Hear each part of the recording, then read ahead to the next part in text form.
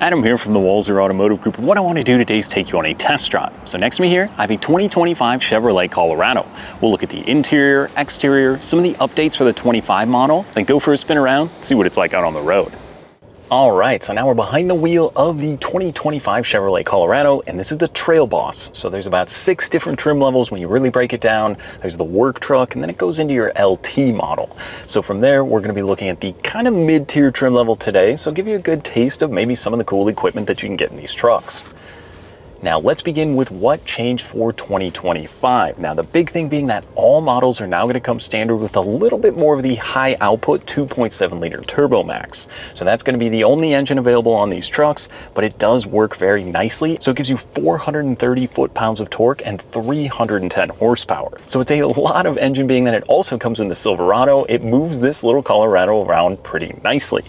Now from there, for 2025, some of the other updates being that there was a few different colors. So they actually added a midnight edition, and then there's going to be a reef blue metallic, and then a sunrise orange. So they did discontinue a couple colors, but they brought those in. That reef blue does work very nicely, especially in the Trail Boss trim.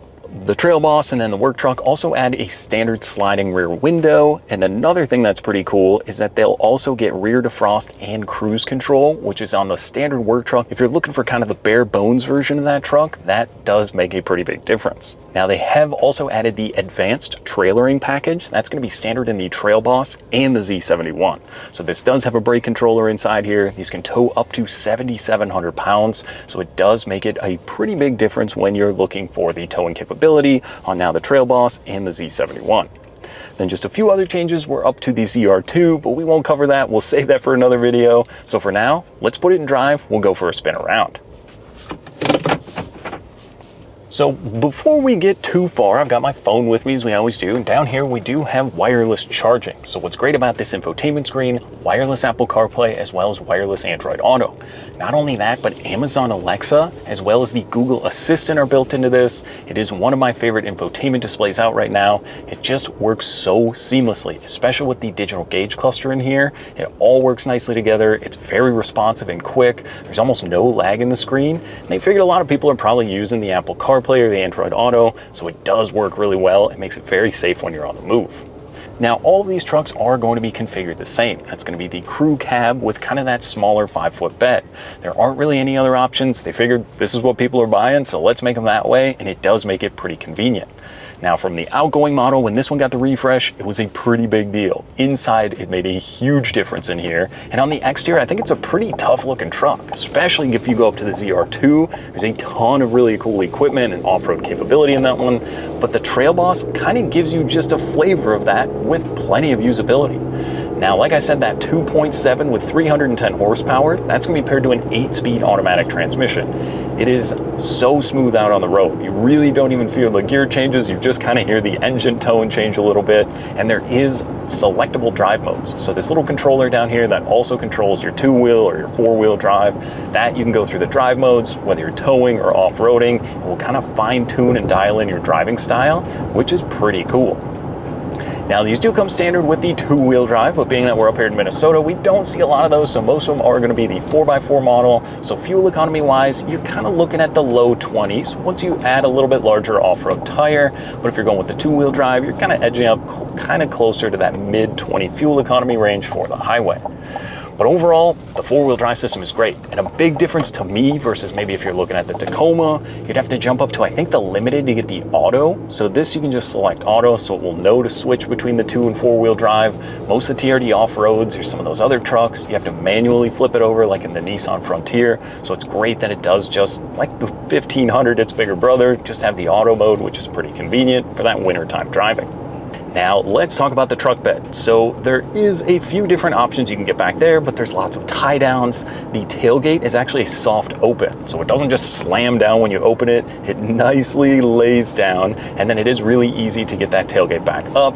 But what's cool in there, there's a ruler on the back, so if you're on the job site, you can use that. And there's a little bit of storage actually built into the tailgate. So it kind of locks away, makes it really convenient if you want to put tow straps or something else back there. I love that feature, and there's a lot of usability. Kind of depending on which trim level you're looking at, you can even add a kind of household plug back there. So if you're camping on the job site, that is pretty cool as well. Now, what about inside the truck? So the second row, doesn't matter, like I said, if you're looking at this, Tacoma, Frontier, they're all gonna be pretty small. If you need the back seat room, I always kind of suggest jumping up to the 1500 lineup, but it is usable space back there. Those seats also do fold up. You wouldn't want to go on maybe a long road trip, but if you're throwing the kids in the back or you got 4 adults back there, it will be a little tight, but it's definitely usable. But it's more just kind of to me like storage space. Like I said, this one now gets that rear sliding window, which is pretty cool. So if you got the dog in the back, he'll be happy. There is also vents back there as well. Now, what about from the driver's seat? So the seats are really comfortable. Now, this particular one has a few different packages in it. So this one does upgrade to the EvoTex. So my seat and the passenger seat are going to be heated. So you can kick on the heated seats, or even when you pair it with the remote start, you can go into the menu and actually program to have the heated seats kick on when you remote start the vehicle. And this one gets the leather wrapped heated steering wheel. My all-time favorite feature. When your hands are nice and toasty, when it's -20 outside, you're definitely going to be happy that you opted for the upgraded package. Now, on the steering wheel, we do have the button here that goes through your digital gauge cluster. So again, this is one of my favorite infotainment screens. It just works so well. I've got the Google Maps going in here. I can pretty much keep track of all my pertinent information, pitch and roll, your steering angle if you're getting a little bit more into the off-roading, and the adaptive cruise control, as well as a lane departure warning.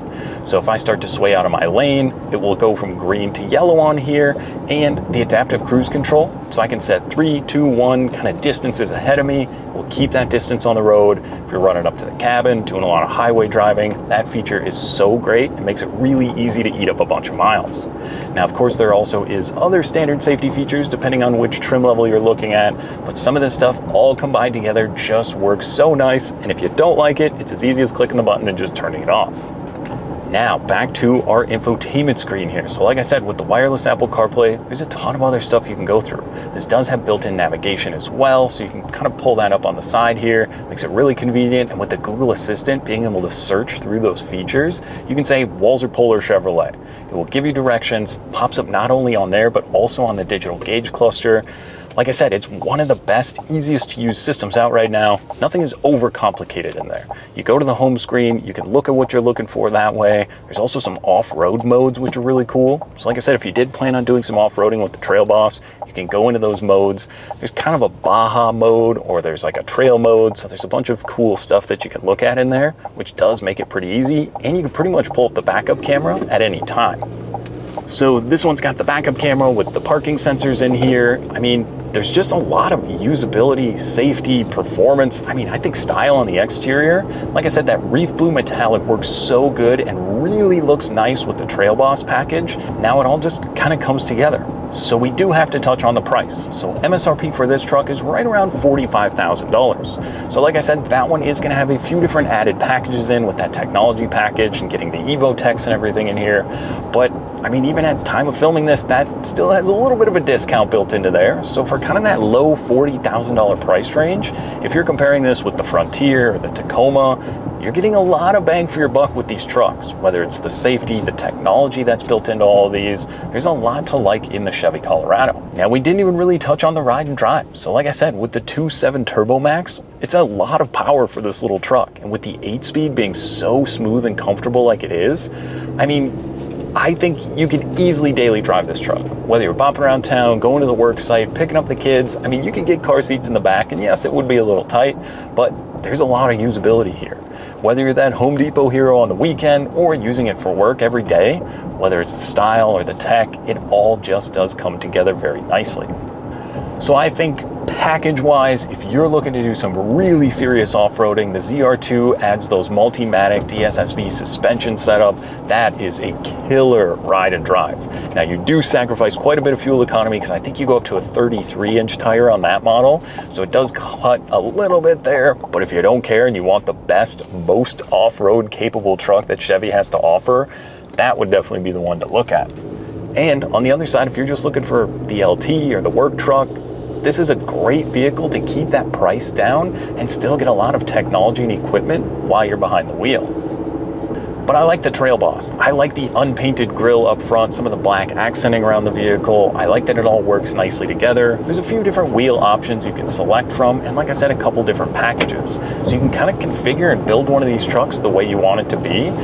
And I could easily daily drive one of these. The seats are comfortable. Where I sit at 6'1", I actually had to slide the seat forward, which was very surprising for me because you do feel like you get a lot of space in here. Where it's open up, where I've got my phone on the wireless charger, there's 2 cup holders here and then 2 behind my elbow as well. And there's plenty of space in the door pockets and a large center console here. So it all just works together nice. Like I said, you can spend more, being that these start around 33. Obviously the mid one comes in around that 45. You can go up to about 55 or so with the kind of more off-road ZR2 versions. But I think the Trail Boss is definitely one to check out. If you want something a little more on-road focused, the Z71 would definitely be it. But I think the best thing to do is get out, take one of these for a spin, and see what you think. Now that was just a quick look and drive at the 2025 Chevy Colorado. Now if you have any other questions or you'd like to schedule a test drive, you can visit us online at walser.com or stop by anytime. We'd be more than happy to help. Thanks again for watching.